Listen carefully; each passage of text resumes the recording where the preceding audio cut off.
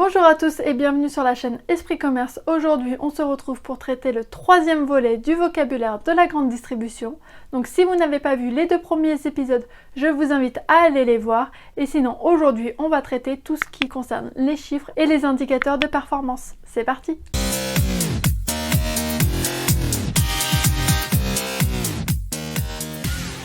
On parle beaucoup des KPI. Key Performance Indicator en anglais ou indicateur clé de performance en français. Mais qu'est-ce que c'est? Ça va être plein de petites données chiffrées qui vont nous permettre d'en savoir un peu plus sur notre business et savoir si on va vers le bon sens. Il existe beaucoup d'indicateurs, donc l'idée c'est de ne pas être perdu et de ne pas être submergé par ces derniers. Donc on va se concentrer sur les principaux à mon sens. Tout d'abord, les données quotidiennes. Il y a bien évidemment le chiffre d'affaires, c'est la première chose qu'on regarde. Est-ce que le chiffre est bon? Pour savoir s'il est bon, on va le comparer à l'année précédente. Donc on regarde via N-1. Ça nous permet de regarder l'évolution. Et après dans le chiffre d'affaires, bien évidemment, on se concentre sur une certaine catégorie. Donc on va regarder le chiffre global magasin, le chiffre de certains secteurs, de certains rayons, de certaines familles de produits. On peut faire l'analyse en entonnoir. Ensuite, ce qui peut être intéressant à regarder, c'est le taux de visite, toujours par rapport à N-1. Donc le taux de visite, c'est le nombre de consommateurs qui sont rentrés dans le magasin. Alors, c'est pas le cas en grande distribution alimentaire, mais dans de nombreux magasins, vous avez une bande électronique à l'entrée du magasin, donc vous passez dessous en tant que client, et donc ça compte le nombre de clients qui est entré. Après, on regarde le nombre de tickets qui sont effectués en caisse et donc on fait le ratio entre le nombre de personnes entrées et le nombre de tickets effectués pour savoir est-ce qu'on les a bien transformés, donc est-ce que les visiteurs se sont transformés en consommateurs. Indicateur très important, ça va être tout ce qui est des marques connues. Évidemment, la démarque inconnue, vous pouvez pas la connaître puisqu'il va falloir faire un inventaire pour la connaître, mais tout ce qui est des marques connues, donc la casse, les DLC de la veille, etc. Donc plus la démarque est élevée, comme je l'avais dit dans une autre vidéo, et moins c'est bon signe. Donc c'est un indicateur très important parce que c'est de la perte nette pour l'entreprise. Ensuite, vous avez certaines enseignes qui vont avoir des indicateurs un peu plus spécifiques à leur enseigne ou à leur rayon, leur secteur, etc. Par exemple, dans les enseignes d'électroménager et compagnie, vous allez avoir le taux de garantie. Au niveau des caisses, vous allez avoir le taux de carte fidélité créée et réutilisée, ou le taux de financement aussi. Donc vous allez avoir plusieurs données comme ça qui sont regardées au quotidien mais qui dépendent que de certains secteurs. Ensuite, on va avoir le taux de rupture. Donc pareil, le but en magasin c'est toujours avoir le minimum de rupture, même s'il est très difficile d'en avoir zéro. Et en parallèle des taux de rupture, on va voir les stocks négatifs. Donc vous avez le stock théorique et le stock réel. Le stock théorique, c'est ce qui est entré dans votre logiciel. Donc théoriquement, vous avez 10 unités de tel produit. Mais en réalité, parfois vous en avez plus, parfois vous en avez moins, s'il y a eu une erreur de saisie en caisse, s'il y a eu une erreur de stock ou quoi qu'est-ce. Et donc les stocks négatifs, c'est les produits que vous avez vendus alors que techniquement, ils ne sont pas dans votre stock. Donc il est important d'aller recompter ce que vous avez pour pouvoir remettre à jour le stock et que cette fois le stock théorique soit égal au stock réel. Vous avez également le temps passé en caisse ou le temps passé au dépôt. Ça, tous les magasins n'ont pas cette statistique, mais ça peut être intéressant de le voir. Et enfin, vous avez le cadencier, donc ça va être le document un peu clé de tout responsable de rayon. C'est le document sur lequel on vérifie les commandes, on vérifie les entrées, les sorties de stock. Et donc, plus ponctuellement, on peut affiner notre analyse de notre secteur en regardant d'autres statistiques. On va avoir les VMH pour vente moyenne hebdomadaire et VMM pour vente moyenne mensuelle. Ça va nous permettre de voir si un produit a une bonne rotation, donc s'il se vend bien. Par exemple, si vous avez toute une famille de produits et qu'en moyenne, vos produits, vous en vendez 5 unités la semaine, mais que vous avez un produit où vous en vendez qu'une unité la semaine, il va être intéressant soit de remplacer ce produit par un autre, essayer un nouveau produit, soit de donner plus de place à un produit qui est régulièrement en rupture, donc ça veut dire qu'il n'a pas assez de place en rayon pour tenir une journée. On peut également regarder nos stocks de présentation. C'est les quantités minimum à avoir en rayon pour pas qu'il y ait de rupture.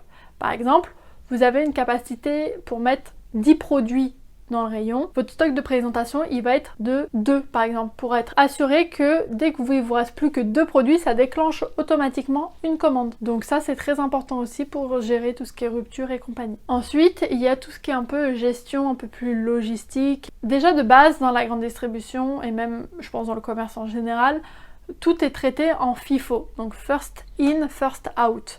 Autrement dit, le premier produit à rentrer, c'est le premier à sortir, tout simplement. Donc ça évite d'avoir des produits qui dorment trop longtemps en rayon, ça évite que les produits frais se périment, etc. Donc c'est très important. Ensuite, on a vu tout à l'heure qu'on avait toute la particularité des stocks théoriques et stocks réels. Donc il est important de faire des inventaires régulièrement pour remettre à jour les stocks. Vous avez le gros inventaire général qui se fait une fois l'année ou 2 fois l'année en général, mais vous pouvez également avoir une stratégie d'inventaire tournant. Donc un inventaire tournant, c'est un inventaire mais qui concerne qu'une seule famille de produits. Et donc, vous faites un inventaire tournant, je dis une bêtise, un inventaire par semaine ou un inventaire toutes les 2 semaines ou choses comme ça. Ça vous évite, le jour de l'inventaire général, d'avoir une grosse surprise sur l'état de vos stocks. Ça permet de le mettre à jour plus régulièrement. Et enfin, il y a beaucoup d'indicateurs qui concernent spécifiquement le client.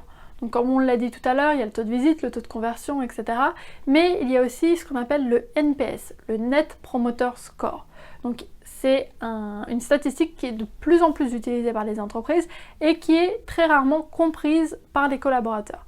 Donc je vais m'y attarder un petit peu aujourd'hui pour qu'il n'y ait plus de flou sur la question. Le Net Promoter Score, il va établir 3 types de clients. Les promoteurs, les neutres ou passifs, et les détracteurs. On demande au client de noter son expérience en magasin.